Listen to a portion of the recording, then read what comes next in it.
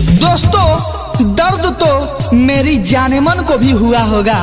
अरे दर्द तो मेरी जानेमन को भी हुआ होगा जब छोटे से छेद में बम्बू गया होगा।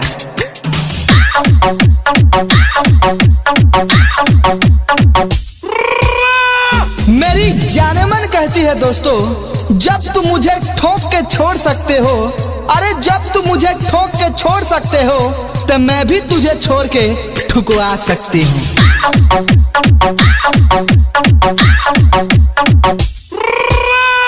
अरे ठोकने को कब किसे मिल जाए एतबार किसको है, और मिल जाए तो फिर इनकार किसको है।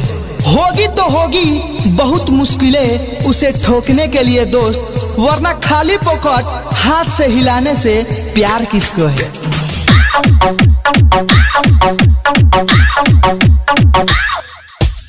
दोस्तों एक तो चांदनी रात थी और वो मेरे साथ थी, मैं उस पे चढ़ा हुआ था और वो मेरे नीचे थी। उसके हाथों में हाथ और पैरों में पैर थे, मैं जोर लगा रहा था और उससे आवाजें भी निकल रही थी। अरे यार गलत मत समझो, वो मेरी साइकिल थी।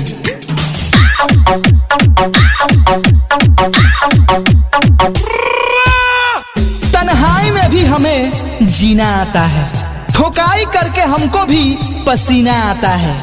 एक हम ही है जो तुम्हें अक्सर मैसेज करते रहते हैं, और एक तुम्हारा मैसेज है जैसे औरतों को महीना आता है।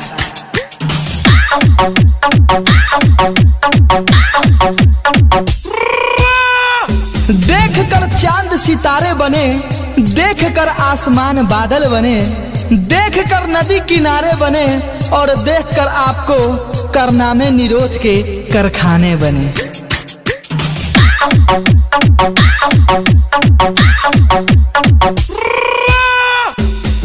जब बी अक्षर भी ऐसा लगने लगे जैसे करवट लेकर लड़की लेटी हुई हो, इस हरामीपन को हवस की प्रचंडता कहते हैं, समझे।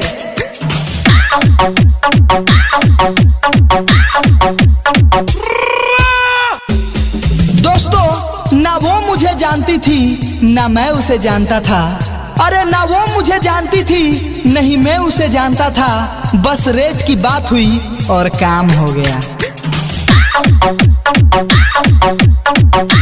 प्रेजेंटेड बाय जोरदार म्यूजिक। दोस्तों हसरतों के दाग दिल पर न लगाइए। अरे दोस्तों हसरतों के दाग दिल पर न लगाइए, अगर वो लड़की नहीं पट रही है तो हाथों से काम चलाइए।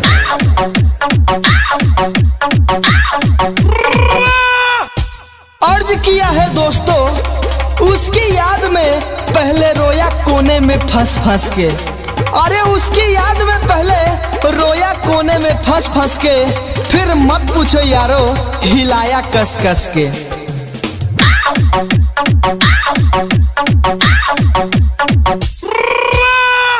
इक्स के नाम पे यहाँ ठोकवाती पारो और शीला है।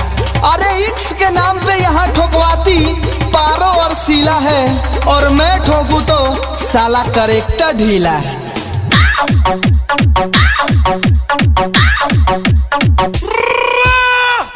मोहब्बत करनी है तो आराम से करो ये जानी, और मोहब्बत करनी हो तो आराम से करो जानी, क्योंकि अक्सर लोग इक्स के जोश में अपना टोपा सुझा लेते हैं।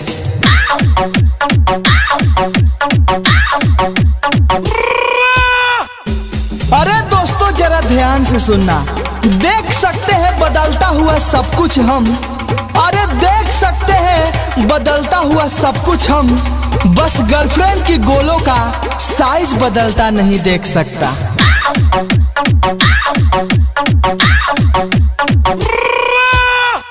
कैसे शक करूं भला उसकी मोहब्बत पर। दोस्तों कैसे शक करूं भला उसकी मोहब्बत पर, जब लाइट नहीं होती वो मोमबत्ती जलाकर वीडियो कॉल करती है।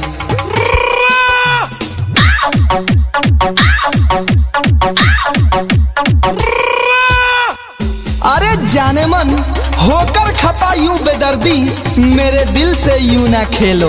अरे होकर खपा यूं बेदर्दी मेरे दिल से यूं ना खेलो। पैसे दे दूंगा रिचार्ज करवा लेना, तुम बस मुंह में ले लो।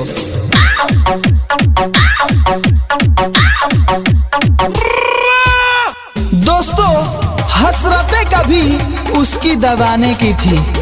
दोस्तों हसरतें मेरी कभी उसकी दबाने की थी, फिलहाल भावनाओं को दबा रहे हैं।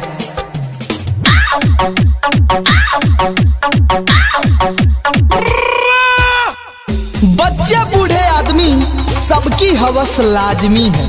अरे बच्चे बूढ़े आदमी सबकी हवस लाजमी है। माल देखकर सारे बन गए इमरान हाशमी है। presented by जोरदार म्यूजिक। लड़का लड़की से बोला हम हैं बताओ कितने में दोगी। लड़की बोली 100 लूंगी हेल हेल के दूंगी। लड़के ने कहा 50 दूंगा फिर मैं खुद लूंगा। लड़की ने जवाब दिया 50 ही बचा ले हाथ से हिला ले।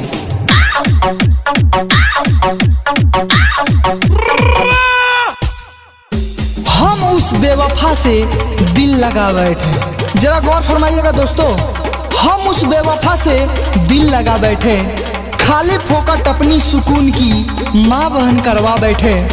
वो तो चुपचाप सो गई किसी के बिस्तर पे जाके, हम साला अपनी नीचे के बालों में आग लगा बैठे।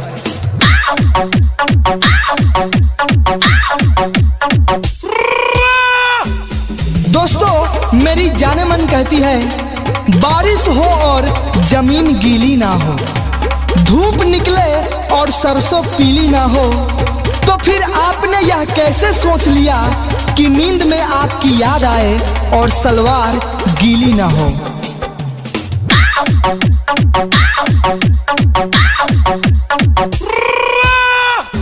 निगाहों से निगाहें मिलाकर देखो, कभी किसी लड़की को पटा के देखो। हसरत दिल में दबाने से क्या फायदा, अपने हाथों से जरा दबा कर देखो। आसमान सिमट जाएगा तुम्हारे आगोश में। लड़की की टांगे फैला कर देखो, लड़की की टांगे फैला कर देखो।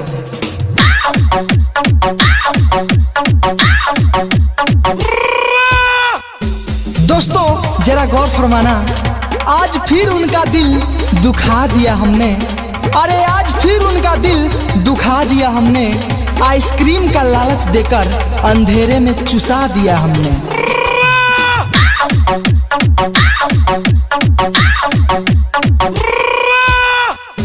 खत्म हो गई तमन्नाए मोहब्बत।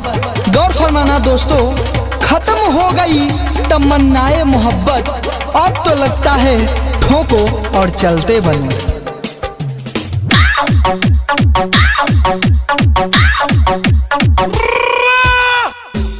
तुम आरजू तो करो मोहब्बत की। अरे जाने मन तुम आरजू तो करो मोहब्बत की।